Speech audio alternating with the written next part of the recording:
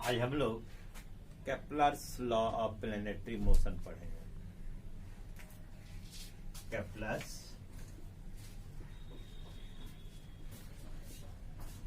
Law of planetary motion. ठीक है,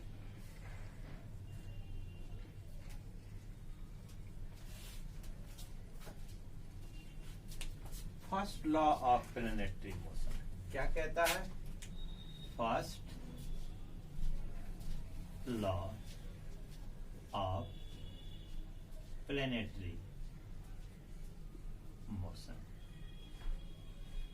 इसे हम लॉ ऑफ ऑर्बिट भी कहते हैं। क्या कहते हैं? Law of orbit,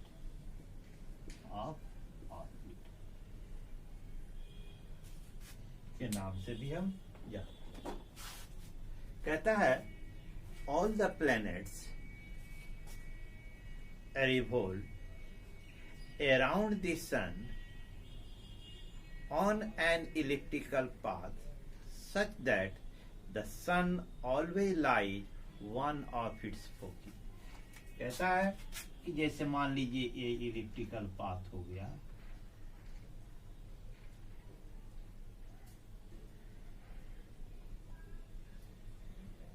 this is your elliptical path.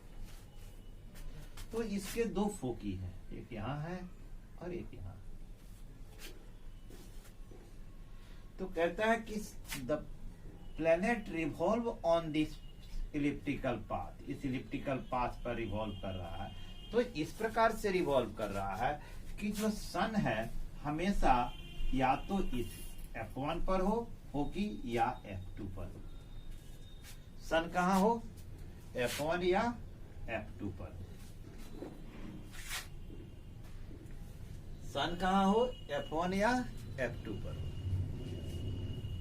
यह कहता है कि all the planets revolve on ए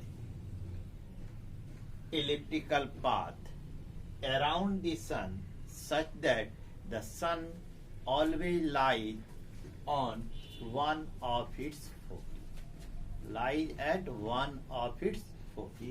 इसके दो में से किसी एक पर हमेशा सन जो है मौजूद रहेगा। इसी को हम कहते हैं first law of planetary motion, that is the law of orbit. Second law of planetary motion, second law of planetary motion,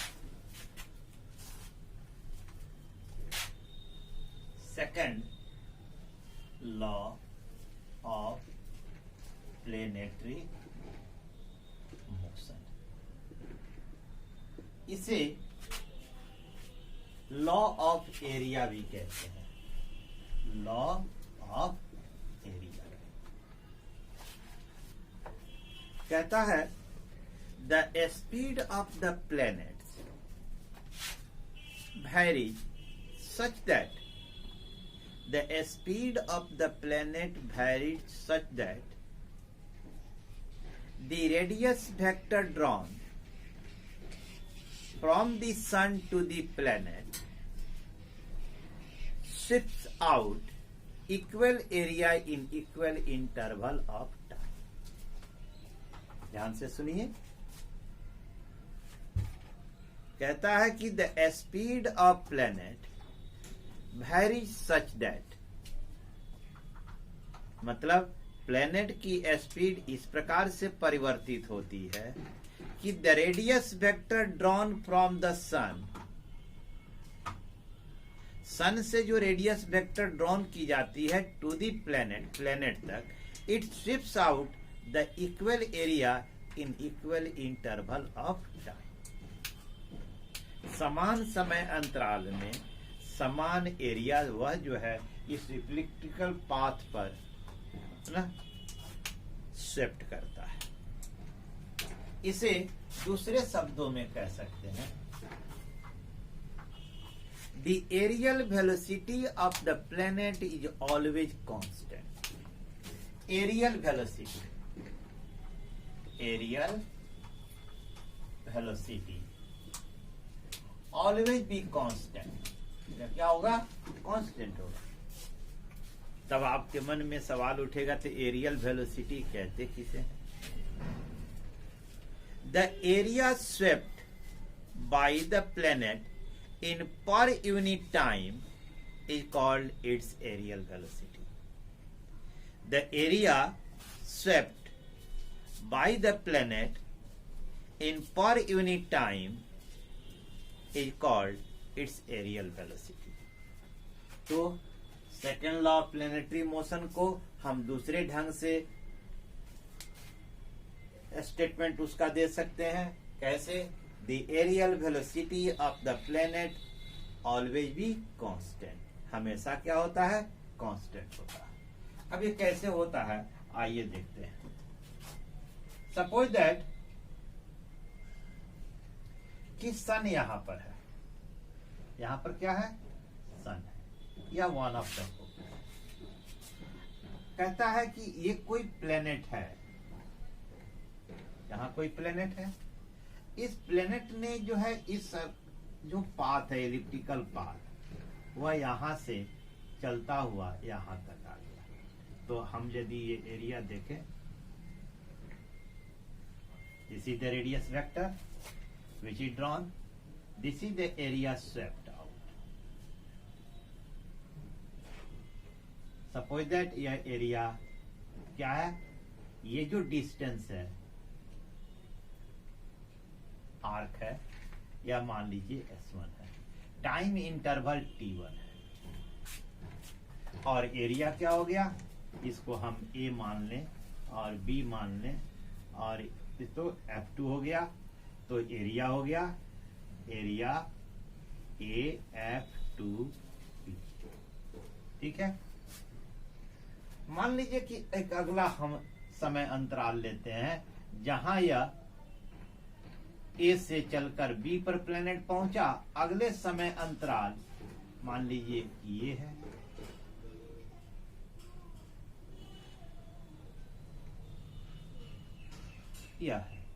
यह है सी से डी पर पहुंचा। यह मान लीजिए एरिया क्या है? S2 है, सॉरी एरिया कह रहे हैं लेंथ ऑफ आर्क। ये जो लेंथ ऑफ आर्क है या S2 है और टाइम इंटरवल लगा T2। अब मान लीजिए यहां आ गया,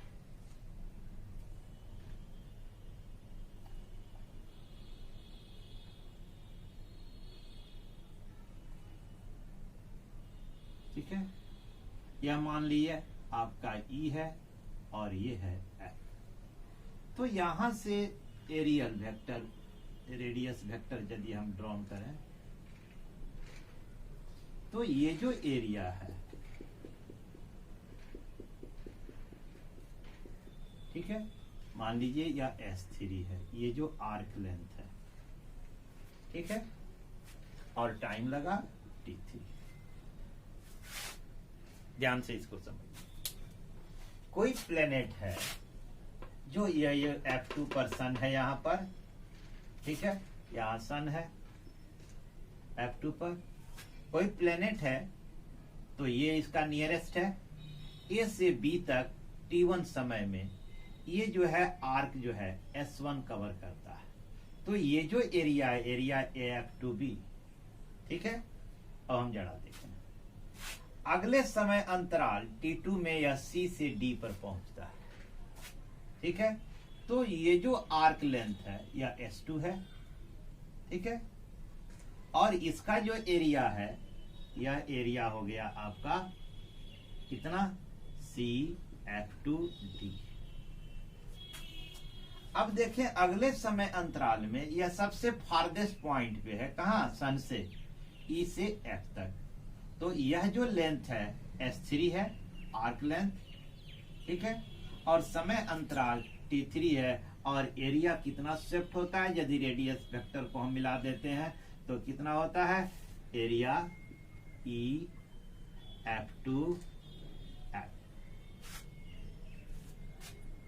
तो कहता क्या है कि the speed of the planet varies such that the radius vector drawn from the sun to the planet swept out the equal area in equal interval of time. If t1 बराबर t2 बराबर t3 ये time interval बराबर हो, तब ये area जो होगा बराबर, ये तीनों एरिया एक दूसरे के बराबर हो, यानी यह एरिया और यह एरिया। ये कैसे होता है समझ लो। How is possible? हम देख सकते हैं ये length of arc S1 is greater than the length of arc CD। Length of arc CD is greater than the length of S3, यानी S1 is greater than S2 greater than S3। समय अंतराल उतना ही है, T1 बराबर T2 बराबर T3, लेकिन arc length जो covering है वह सबसे अधिक S1 है, उससे कम S2 है, सबसे कम S3। यानी सन के पास वह जितना करीब है उसकी स्पीड ज्यादा है, यानी काइनेटिक एनर्जी इसकी अधिक है।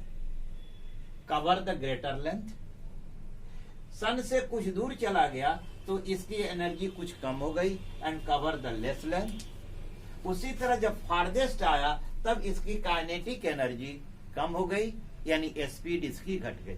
यानी स्पीड जो है सन के करीब जितना ही अधिक होगा, कौन? प्लेनेट।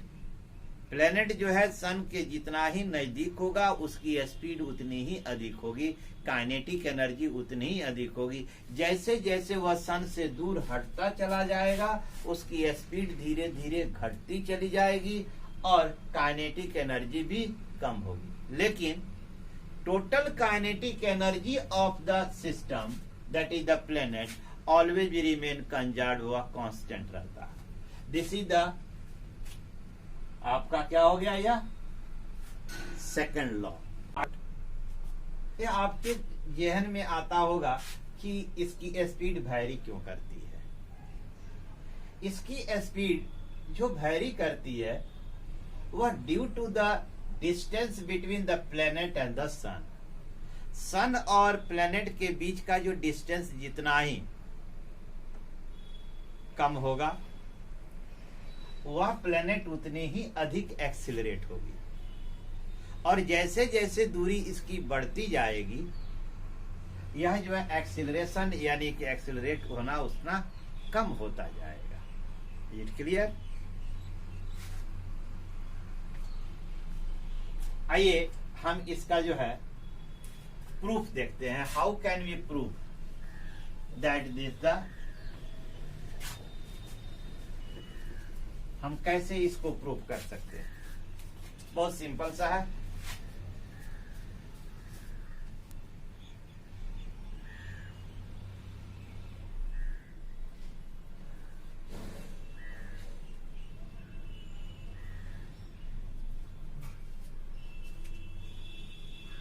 मान लिया कि ये कोई इलेक्ट्रिकल पाथ है, इसके दो फोकस है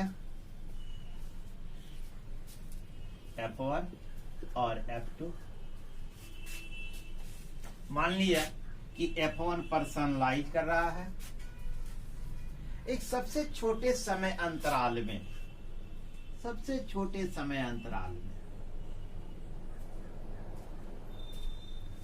मान लीजिए प्लेनेट यहां पर है, ए पर है, ठीक है ना। ए से या बी पर बहुत छोटा, बहुत छोटे समय अंतराल में, समय अंतराल कितना मान लिया? Delta T. तो एरिया जो स्वेप्ट होगा वह भी कम होगा, और ये जो आर्क होगा या लेंथ ऑफ आर्क जो होगा, ठीक है, यह भी बहुत कम होगा। द रेडियस वेक्टर, ये जो है रेडियस वेक्टर है, मान लिया कि यह रेडियस आर है।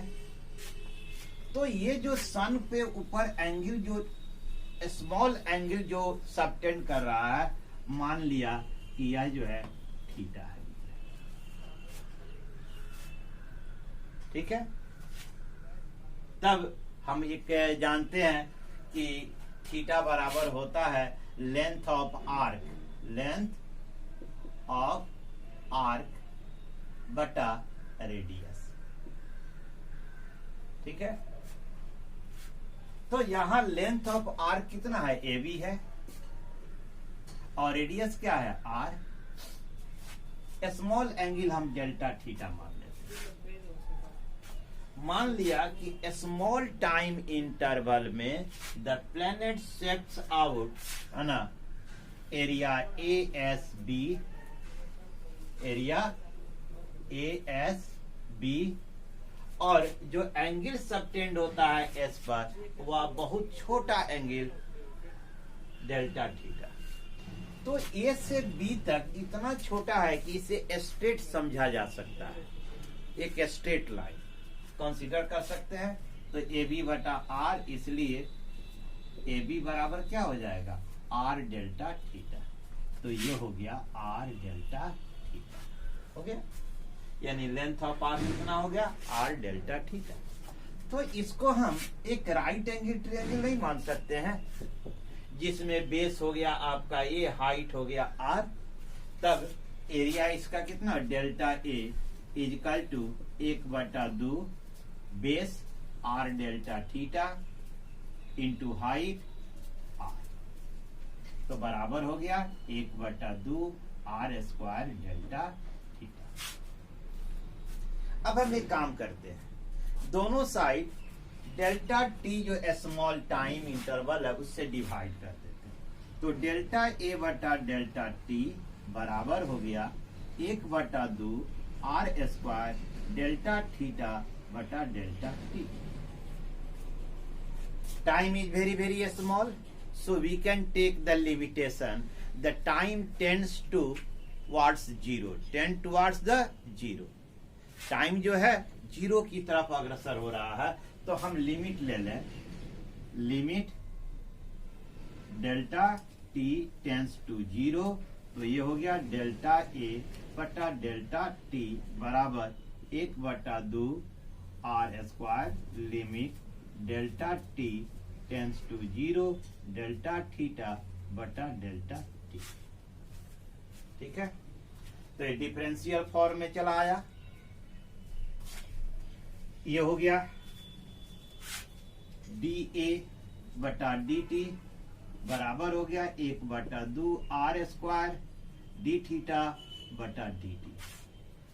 डी थीटा बटा डी टी यानी rate of change of angle is called angular velocity, is called angular velocity. तो हम लिख सकते हैं 1/2 are square omega. Is clear? Any doubt? आइए देखते हैं, इसको हमको जरूरत नहीं है। तो हमारा इक्वेशन हुआ ये डी ए बटा D T equal to 1/2 are square omega, ये हमारा इक्वेशन। डी ए बटा डी टी जो है यह क्या है, rate of change of the area swept by the planet, it is called the areal velocity. इसी को हम कहते हैं एरियल वेलोसिटी, यानी हम लग सकते हैं डी ए बटा D T equal to areal velocity. इसे क्या कहते हैं, एरिया वेलोसिटी। अब हम आते हैं इंस्टेंटेनियस मोमेंटम लेते हैं, instantaneous angular momentum, angular momentum. तो L बराबर होगा M are square omega, where जहां पर चूंकि m बराबर है मास ऑफ प्लैनेट। ठीक है, ये ओमेगा एंगुलर वेलोसिटी हो गया, आर रेडियस हो गया, मास प्लैनेट हो गया। तब यहां से हम ओमेगा निकाल लें, ओमेगा बराबर क्या हो जाएगा, L बटा एम आर स्क्वायर। अब इसकी जगह पे हम पुट कर दें, कहां पर, ओमेगा की जगह पे इस वैल्यू को हम पुट करें तो हम क्या पाते हैं, डी ए बटा D T equal to 1/2 are square into l बटा m are square. R square cancel हो गया, बराबर L बटा 2। ठीक है। अब यहां पर हम देखें कि जो प्लेनेट मूव कर रहा है around the sun, only a gravitational force is acting there, no external force act there. वहां पर कोई एक्सटर्नल फोर्स वर्क नहीं कर रहा है। तो टाउ जो होता है, जिसे हम टॉर्क कहते हैं, यह 0 होगा। टाउ हमारा टॉर्क एक्सटर्नल फोर्स 0 होगा। तो जब एक्सटर्नल फोर्स हमारा 0 होता है तो हम जानते हैं the momentum is always be conserve, that is the momentum is constant. तो और mass is also constant, so the L by 2m it becomes the constant, so the dA by dt is equal to constant। और यही हमारा second law कहता है कि the areal velocity of the planet always be constant, dA बटा dt is the aerial velocity, it becomes the constant। clear? Now come on the third law of motion।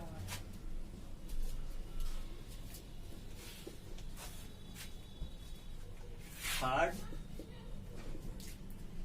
law of planetary motion,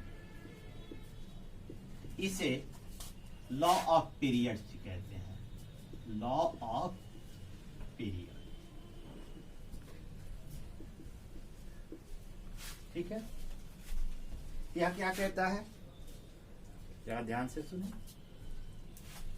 The square of the time period of revolution, the square of time period of revolution is directly proportional to the semi-major axis of an electrical path traced out by the planet। ठीक है।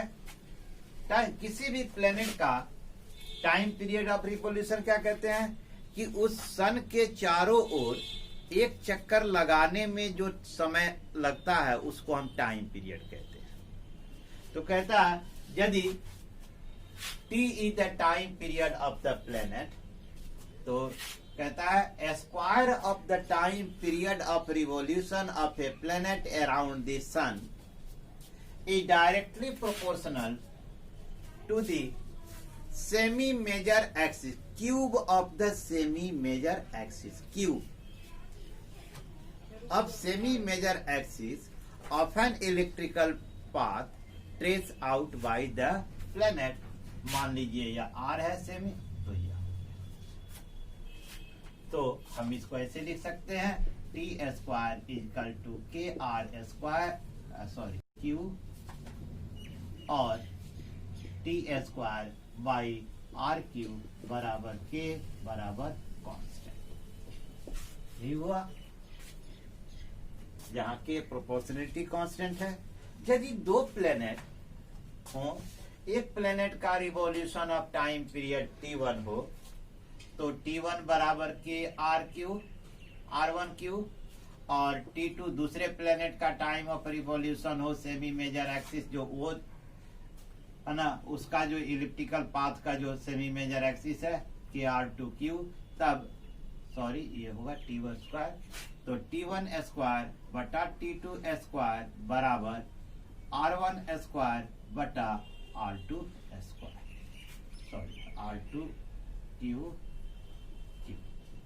इस तरह यदि हम किसी भी planet के period of revolution calculate कर सकते हैं यदि दूसरे प्लेनेट का period of revolution semi major axis दिया हुआ हो तब। ठीक है। आइए अब इसका प्रूफ देखते हैं। थर्ड लॉ को हम कैसे प्रूफ कर सकते हैं। How can we prove the third law? Proof,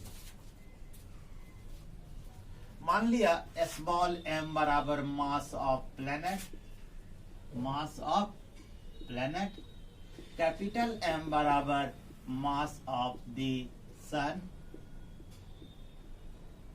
of the sun, ये सन का है, This planet revolve around the sun on an elliptical path having semi-major axis, that is the radius r बराबर radius of path, है ना, और हम कह सकते हैं और semi major axis,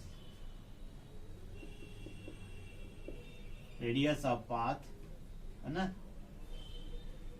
of an ellipse. ठीक है,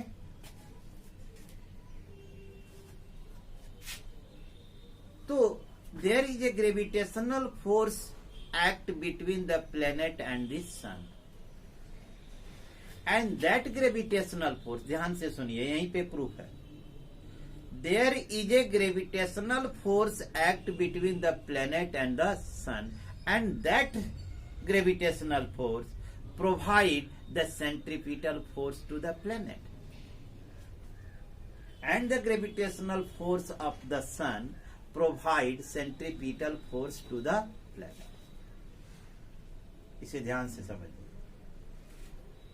प्लेनेट और सन के बीच में एक फोर्स, ग्रेविटेशनल फोर्स काम करता है, और जो सन का ग्रेविटेशनल फोर्स है वही प्लेनेट को सेंट्रीपिटल फोर्स प्रोवाइड करता है। यानी ग्रेविटेशनल फोर्स हम क्या कह सकते हैं, जी एम एम बटा आर स्क्वायर, आर स्क्वायर बराबर क्या आएगा, सेंट्रीपिटल फोर्स। सेंट्रीपिटल फोर्स क्या कैसे कहते हैं, एम आर ओमेगा का square. It clear, M is the mass, R is the radius, sorry ये कैपिटल आर देंगे, और omega is the angular velocity. Clear, अब इसको हम जैसे लिखते, M R omega 2 pi by T का होल स्क्वायर। यदि हम एक सर्कुलर एज्यूम कर लें, पाथ क्या है, सर्कुलर है, तो एक सर्किल पे एक चक्कर लगाने में, है ना, 2 पाई लगता है, और T is the time to make, so the angular velocity क्या हो जाएगी, 2 पाई बाई टी। तो ये हो गया हमारा, क्या हो गया, एम आर 4 पाई स्क्वायर बटा टी स्क्वायर। ठीक है, अब इसको जरा क्रॉस मल्टीप्लीकेशन कर दें, तो हो गया T square ji M M equal to M R, ये हो गया, into 4 pi square into R square. तो ये एम एम कैंसिल हो गया, तो बचा हमारे पास t square ji m equal to 4 pi square r cube, तो ये आर क्यू हो गया। ये इससे डिवाइड कर दे, इसको इसके डिवाइड कर दे, तो टी स्क्वायर बटा R cube equal to 4 pi square है, यहाँ पर 4 पाई स्क्वायर बटा जी एम। अब जरा गौर से देखें, 4 is the numeral value constant, pi is also constant, g is the universal constant, and m is the mass of the sun is the constant, so the total term become constant, so we may write that t square by r cube barabar constant. This is the third law of planetary motion. A square of time period but a cube of the semi major axis, दोनों का ratio क्या होता है, constant होता है। Clear, तीनों law आप बढ़िया से समझ गए। Clear, thanks.